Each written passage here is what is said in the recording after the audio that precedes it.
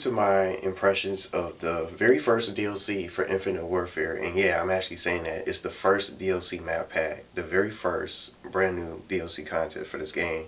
And now, I said this before, I'm pretty shocked that they made DLC first for the Modern Warfare Remaster before they came out with actual DLC, brand new maps for the Infinite Warfare. So it makes me wonder. I said maybe we should have had a DLC pack maybe before 2016 ended.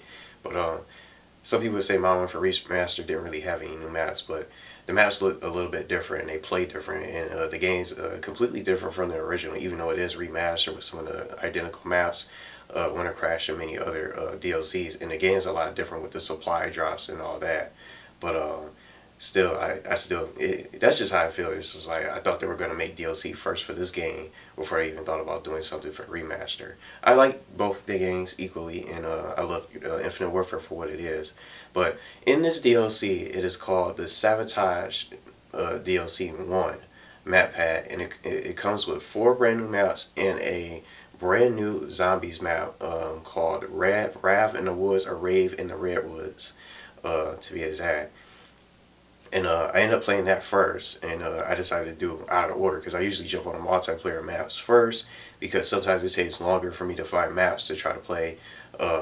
Like for example, the remaster for example didn't have a playlist to play all the new maps that they added, the original maps that they didn't put that were in the original game, but they added it for the newest DLC plus the Winter Crash map. They didn't have an actual playlist where you could select from it. It took a while for me to try to find those specific maps and try to play on the maps and experience them individually to get a taste of what it's like, how it plays, how it looks, and you know, the difference between the other maps, and really try to learn how to play where I'm going and not get lost. But in this DLC, there is an actual playlist, the Sabotage Mosh Pit playlist for this game and for this DLC, where you can experience all 4 of the maps as well in a series of games. Just like the Mosh Pit from the previous Call of Duty games, it's a series of games, a mix of different game modes that you could play: Team Deathmatch, Kill Confirmed, and even objective-based game modes like Domination as well. But I started with zombies. And I gotta say, Rave in the Redwoods is way better than Zombies in Spaceland. Even though Zombies in Spaceland was really good, I love that Zombies in Spaceland, and I love playing it. Rave in the Redwoods is even better, and it gives me that Friday the 13th feeling. I don't know about you guys, but just from my experience from playing it a few times last night, it definitely reminded me of the Friday the 13th movie and gave me that Jason Voorhees feeling. Also, a couple games I can name that it reminded me of was Left 4 Dead. One of the levels from Left 4 Dead. Remember that game from Xbox? I heard they're supposed to be making another one, by the way, for that game. I don't know if it's true. It could be another false rumor or whatever. But it gave me that feeling. Mixed with Friday the 13th and this game called Left 4 Dead from just playing on the map. I haven't been to every single spot on the map. I'm still lost. I feel like I'm just walking in circles. I found myself doing that a lot, but I was just trying to stay with a lot of players because I feel like maybe they knew where to go. Some people in the lobbies that I teamed up with were randos. As I was talking with them over the microphone, we were trying to find a way to turn on the power. I think I figured that out at least. But we were trying to constantly, once we got the power on, we were trying to run around having enough points so we can get to, you know, rack up enough points to kill zombies and survive against those Bigfoot Sasquatches, or Bigfoot creatures, or Chewbacca, I like to call them. The army of Chewbacca that will come after you instead of kamikaze clowns. To find Pack-a-Punch, we didn't know where it was. I still don't even know where it is. I don't know about anyone else out there who managed to find it. I didn't go to some of these guys, to some of these zombie pros who knows where everything is and has speed runs and you know, all types of pro level runs. I can't do that because I'm not that good at zombies. I really shine in the multiplayer, but I'm not really afraid to really admit that. So I just try to stay alive and you know, try to contribute to the team, help out anyone that I can if anyone goes down during zombies, and really sacrifice my life for them because I'm just I'm just that kind of player. I'm just unselfish and just will go out of my way to try to get to a teammate, whether he's a random or maybe a friend or a subscriber, a fan that I'm teaming up with, one of you guys out there. I would still go out of my way to try to revive you if I can get to you. But that's just basically what my experience was from the map and what I get from playing it. I think it's the best by far, and if you haven't played it yet and you don't have the DLC, I can definitely recommend. Even if you don't like the multiplayer at all and you just want to play, you only play zombies in particular in this game, Rave and the Redwoods is definitely worth playing, and it's a lot of fun in my opinion. But I gotta say, I want to really play more of it, or maybe even more with you guys. I don't know who else out there has the DLC. I've seen a couple people playing it, maybe one or two people from my friends list, but most people on my friends list, and some of you guys out there don't even like the game, and most of you guys got the Legacy Edition, which comes with both Infinite Warfare and Modern Warfare Remastered, just to play the remaster, which I don't really blame many people for not liking the game for what it is. But everyone has their own opinions, which is fine.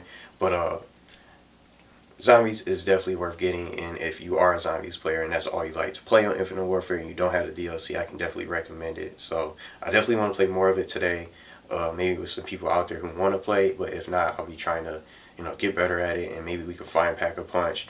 And I only did 2 runs of it because I wanted to get more, I wanted to jump into the multiplayer match, which I'm just about to talk about in a little bit. But my second run was my highest run, and we had like a full player. We had a full team. We had 4 players, but the guy ended up dropping. Once I was trying to run to him, he ends up leaving the lobby, and that's something I don't like, is how people would just drop when they go down, and even, especially if they die, like as if they can stay alive forever and have a perfect run. I don't know, but we ended up losing the second round, but I got pretty far. I think that was the highest round I ever got in zombies, just zombies, pretty much in zombies for Infinite Warfare as a whole. My second round ended up being my highest, and I think we would have gotten a lot further if we had 4 players.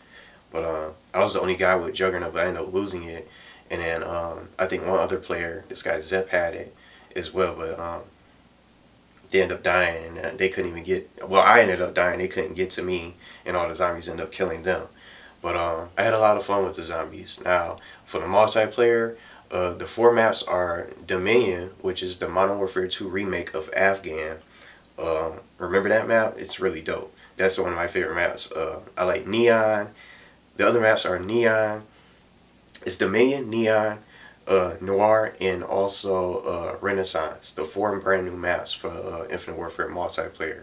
My 2 favorites is Dominion, the Modern Warfare 2 remake. I know that map by heart because who hasn't played Modern Warfare 2, and it's one of the best Call of Duty games out there still to this day.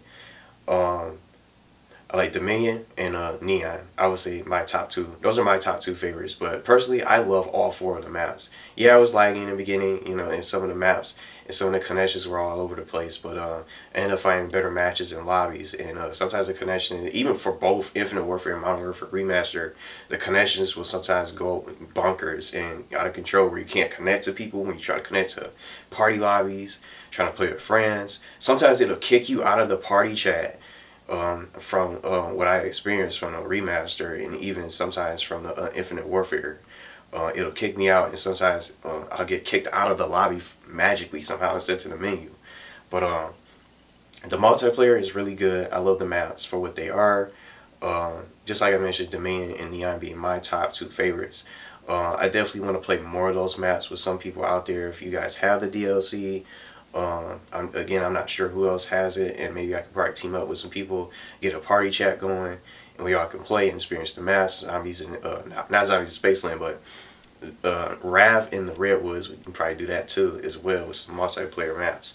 But I really like the maps for what they are. I knew they were going to be pretty good, and I don't know every single area, so I only played the maps a few times last night. But when I was trying to get specific maps, I had some trouble trying to find them because I kept getting the Noir map, or just basically, yeah, the Noir map just kept coming up with just 2 different game modes in a mosh pit, or maybe Neon, or Renaissance. Renaissance and Noir were the 2 maps that kept coming up for me, so it was really tough to try to find a lobby to play a map that I haven't played on yet. And then usually, sometimes even after the match is over, say I'm playing, I just finished playing on Domination on Noir, another game mode for that map will come up, or someone else will end up voting for a map I already played on. You know, and some people don't end up voting. Some people don't even vote for maps. They just let They just focus on getting their classes set together and don't even vote for maps. But I had a lot of fun playing on all the maps, and personally, I love this DLC. This is only the first DLC too, and I can't wait for the others. So I'm really excited for what they'll add next. What's going to be the next zombies map? They did not add any new weapons, I don't think, from what I've seen from the armory. And I don't have all the epics. Only have 1 or 2 epics. I think I have the Butcher Type 2 epic weapon, and then I have the Rodeo. And I used that in one of my matches last night. I think I did. I love that epic weapon, and I personally love that shotgun. Um, I haven't seen too many people run around with it, so I don't know if people really like the Rodeo, or maybe they don't have it, or they just don't use it. Because I see most people just run around with the MV4. The most popular weapon and the most used weapon in that game so far is still the MV4, and because it's super accurate, and it's basically like the M4. And once you get the flatline, you can basically really get on some really nasty kill streaks.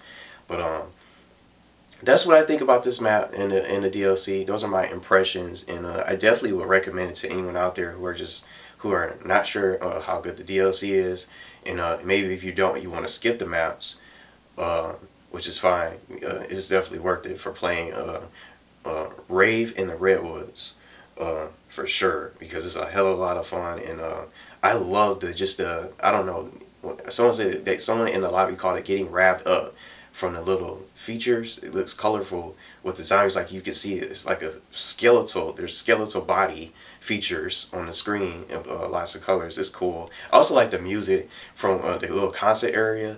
That also reminds me of Left 4 Dead, that one map. I think it was I forgot the name of the map for Left 4 Dead, where it had like the studio and the concert area where you had to hold off and wait for the rescue crew to get you to come and rescue the survivors, and you had to hold off a whole horde of zombies and such. But I really recommend this DLC if you don't like the multiplayer, which is fine. Maybe you don't like zombies, either or. Maybe you're a multiplayer guy. You can play the maps. The 4 maps are good, and you want to experience that Modern Warfare 2 throwback. That's really dope from Dominion. Plays the same, but they just added like bigger buildings and all that stuff. And they cut off that one part going towards the stairwell, I think, where you spawn as Ot 4. I could be wrong for Modern Warfare 2. But it's really good. So whether you're a multiplayer guy, a multiplayer person, or a zombies person, you'll get your satisfaction of either the multiplayer experience or just strictly playing zombies. But that's all I can really say about it. It's really good, and I can't really say anything bad about it, and say that it's a bad DLC, it's not worth it. But regardless of what you're into, you can play what you like. And maybe you don't want to play the DLC yet, and maybe you're not interested in the game, that's fine too. But just for those out there who have it, and maybe those who have been thinking about getting it, it's a lot of fun, and I would recommend it. And I'm looking for more people to play with on Infinite Warfare. I know not many people don't like the game, but maybe I can try to get with some people today for Rave in the Redwoods. I keep saying Rave in the Woods. Rave in the Redwoods, and maybe some multiplayer action. But let me know what you guys thought about it, and maybe some others out there who have been playing the DLC, and what you guys think about it. Thanks for watching, and I can't wait to play more of this DLC because it's that dope.